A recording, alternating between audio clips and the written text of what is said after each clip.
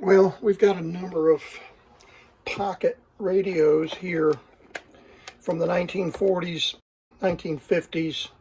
They're all tube radios, and got a Zenith, an RCA Victor, two Emersons, and a GE. And these are considered pocket radios. They had a little lanyard, a little loop on the end, and each one of them has a little handle. That one's a plastic one. This is a leather one. This is leather. The Zenith had a leather one. And this one had a little leather handle on it. I'll open them up and let you look at them. And then here's one from a dear friend of mine gave me. It's got a metal handle. And the GE here has got, is an AM radio. And it will work when you open the battery up. When you open the lid up, there's a little switch right here that turns on and allows the radio to come on. I don't have the batteries in them.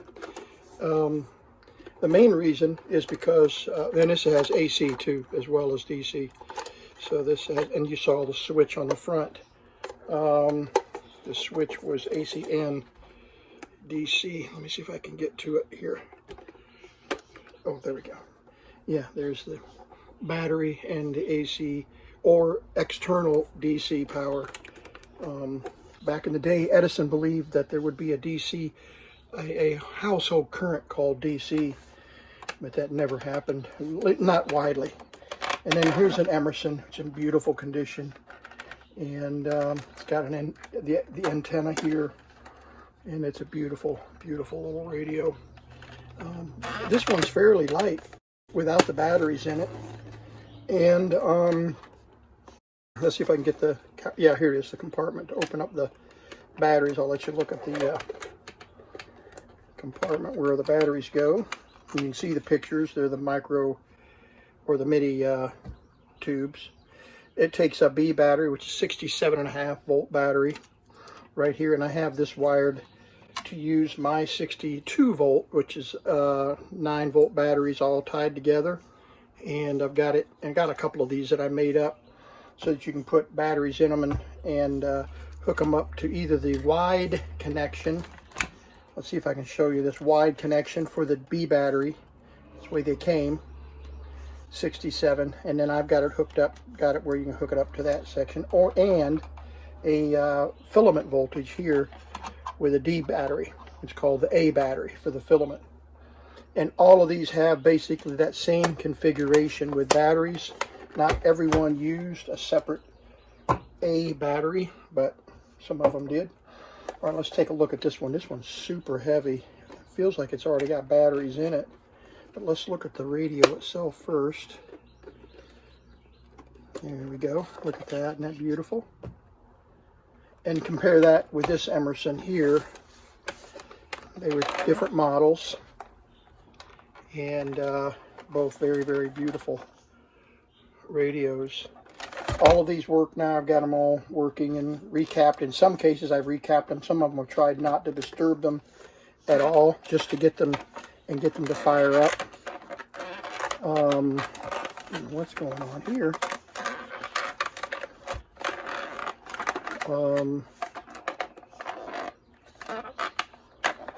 Got something stuck in it somewhere. Oh, I know what's wrong. It's the battery switch, the power switch. Okay, so there's that Emerson. Let's look at the inside of this one. This one's twice as heavy, almost twice as heavy. There we go. Oh, it's because it's got a battery pack in it. There we go. It's got the D cell, which I put in there, which is the A battery, and then it has a B battery, which I created like I did the other one with an external 9 volt jack on it, because that's all I had handy at the time. And I even made a little printed a little box for it to work. Somebody had that available. I don't know if there's any power in those or not. I shouldn't have left these inside the radio like that, but let's see if we've got any power left in that pack. Should be around 62 volts. It is 61.95 volts. All right, I'm not going to put these back because I'm going to use them on to test for this. So this one was working, and I, after some repair, got it working. Then there's the Zenith, which is one of my favorites because I'm a Zenith collector. And this is from my sweet daughter. And 1941, all original. And it's got the plastic top. And there it is, pocket radio. Look at that. Is that not gorgeous? Chrome. Yeah. No batteries are in it, or if they are, they're dead. Beautiful. It's got a few little cracks, but somebody tried to repair those little cracks, melted them a little bit, but other than that, it's in pretty good shape. Let's take a look at the battery side, the tube side. There we go. Yeah, this is super, super heavy. It has two A batteries in it, right here. And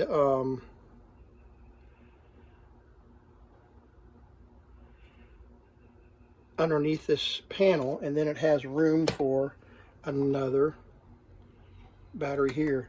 I'm going to take these D's out of here. That makes me nervous. If they leak, it will ruin the radio. So I need to get those out of here before they trash the radio. I think I had these put together. I had this one apart and repaired. I think this one had an open resistor and a bad cap, but right now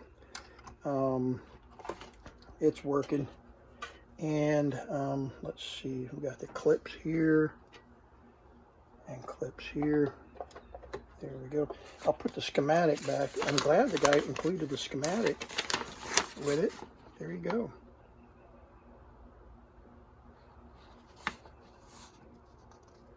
And these are the caps that were bad. Those three caps. Okay. So let's put it back together.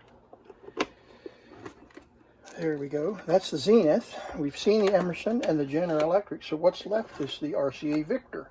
And my sister from New York sent this to me. She found at an antique store. This was one of the first ones that I ever owned of the pocket radios. And look at that. Is that not beautiful? And this opening right here was designed to get engraved. You could get a person's name or initials engraved right here and give this away as a gift. And there's the volume, or the tuner and the volume control. And again, the switch is built in right here. So these all had a built-in switch that when you opened it up, they played. Let's see. This one has I remade a little battery cover for this, and a D-cell battery cover for this, which is the way they normally came. And there's the 67.5 volt battery B, and the A battery right there, that underneath here. And then it has the terminals for your A battery, the big A battery. Information, and look at that RCA Victor. There's Nipper, the master's voice. I love it. Yeah, that's beautiful. Yeah, this is really, really a nice one. But as much as I loved the RCA Victor, clearly the Zenith is my favorite. Quality goes on before the name. Quality goes in before the name goes on. Isn't that beautiful? But the reason I'm showing these to you today is because I was at an antique store today, and I caught this one. Immediately caught my attention, and I thought, uh-oh, one more for the collection. And look at how tiny that one is compared with the speakers. Yeah, I paid $20 for this. Or maybe $30. I think I paid $30. It was on sale for 30, or on sale for 20. I paid 30. Right, it was on sale for 20. I think they asked 30 for it. But this has the B battery and the A battery, just like the rest of them. It has the little lanyard. This is plastic, like one of these, like the Emerson. And you can see the 4 tubes in there. 1, 2, 3, 4.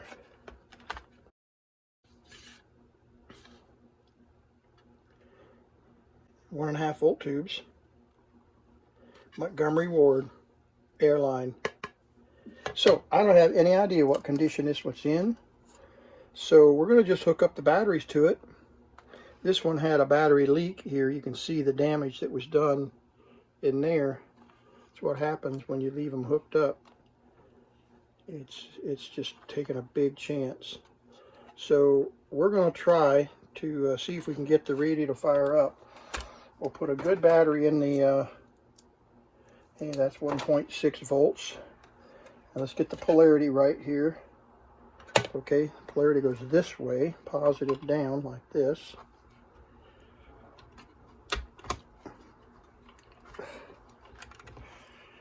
And let's check and make sure we're making contact there. Yep, okay. All right. And then we'll hook up, and they won't plug in because I have some of these jacks in stock here in the shack, but we're just going to put jumpers on them to get it 67 or 62 volts, whatever. Okay, so let's hook this up to positive here, and let's hook this one up to negative here, and let's check our leads again. Voltage.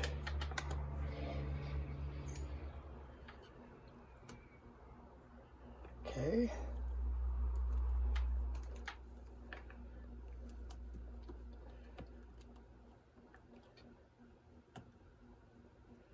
Okay, 62.5 volts.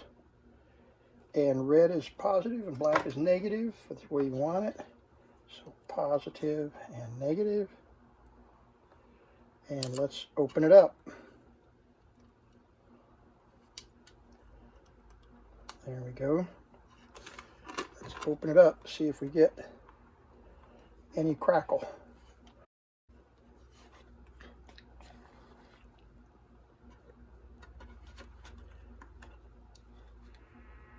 Yep, got a hum.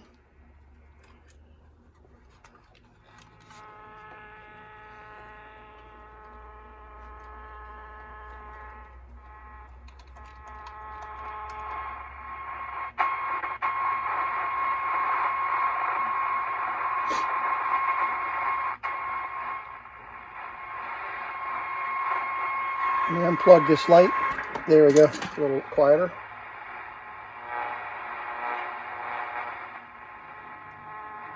You can also go online right now, make your gift at spiritfm.com. We're looking to raise $50, Mike, to have another triple the impact. And we had some friends show up. There's the on-off switch. So much to Laura from Stewart. Okay. Of $500. Wow, amazing. Got some distortion there. We also heard from David and Rhonda giving a gift.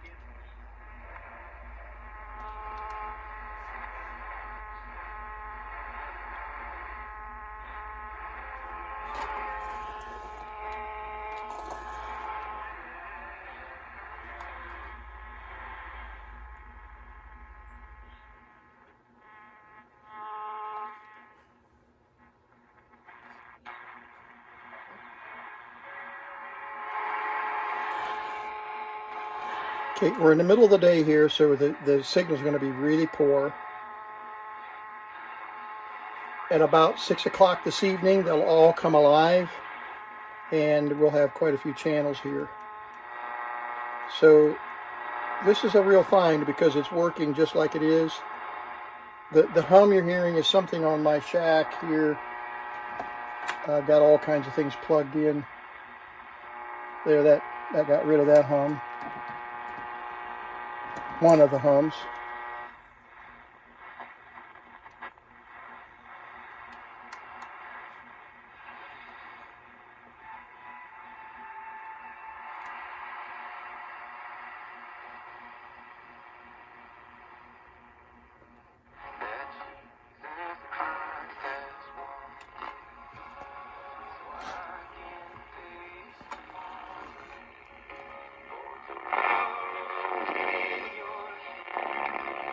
Okay, so we have an issue with the gain right there. Hear it breaking up real bad. Now that could be a weak battery. It could be that one of these batteries is weak, and that might be what's going on. So let's check the power. Whoops, what happened here? Did I unhook it? Yep, I unhooked it. Okay. Let's see if we can check our voltages.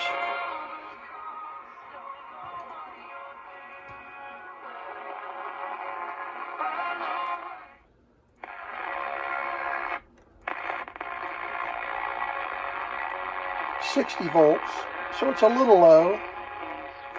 And what kind of current are we drawing here? Let's see if I have a fuse that's not blown in this one. Let's see what kind of milliamp we have here. What kind of current we're getting.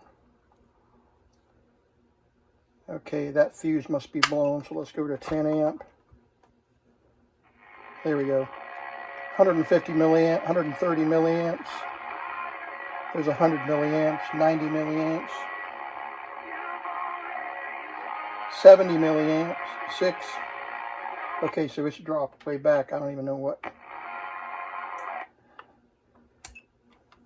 Must have a bad, yeah, I've got a bad fuse on this meter. All right, so that could be a couple of things.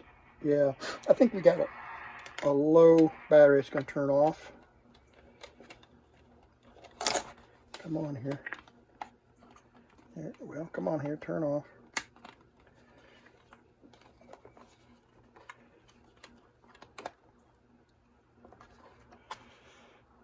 There we go. Okay.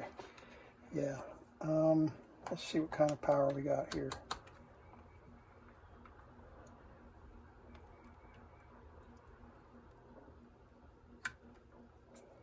When we get the meter hooked up right and get some light on the subject.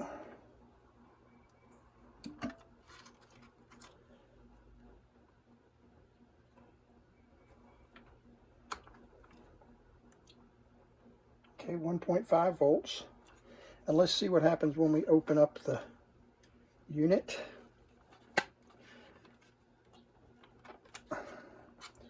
And hook everything back up. There we go. Hook it back up. And let's check that 1 volt battery.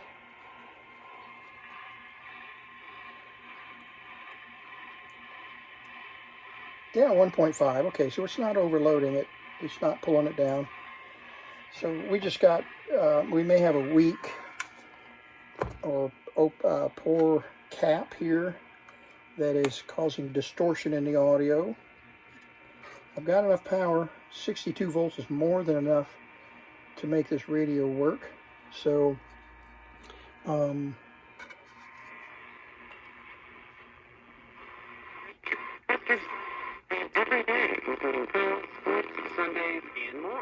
if we back the gain off, see, it clears up.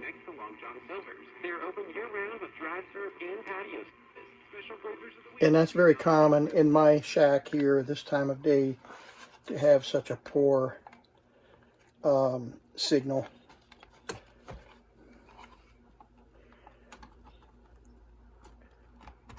There we go. This is in beautiful condition. There's only one little crack right here for the catch. Other than that, the thing is in beautiful condition. This leatherette pressed plastic, leatherette casting. Is that not cool? So there we go. And you know what? I'm not even gonna trouble this radio. It's such a beautiful little shelf queen. I'm not going to tear into it. They are a lot of fun to work on, but they're very challenging to get the guts out. You pull the screws out from the front and the whole chassis falls out. So we probably have some paper caps under here that probably need to be replaced. But this is one of those times where I am not going to do a repair because it's working so well right now. And Yeah, see, this catch is broken right here. You can see you're supposed to push that in. So I can put a little bit of epoxy across there so that it'll catch on this button right here. But there you go, the airline from Ward's. Isn't that beautiful, that gold tone? And the antenna built in, and it's just perfect. This will be a beautiful addition to the Vintage Media Museum. And I'm going to put all of these together in a display, since they are all pocket, quote-unquote pocket radios. And I'll put these battery kits with them so that I know I've got some batteries. And but there we go. There are the pocket radios in the collection. Let me know what you think in the comments if you'd like. This will clean up nicely with a little bit of toothbrush and some glass cleaner. That'll clean up nicely and turn it white again. Thanks again for watching the Vintage Tech.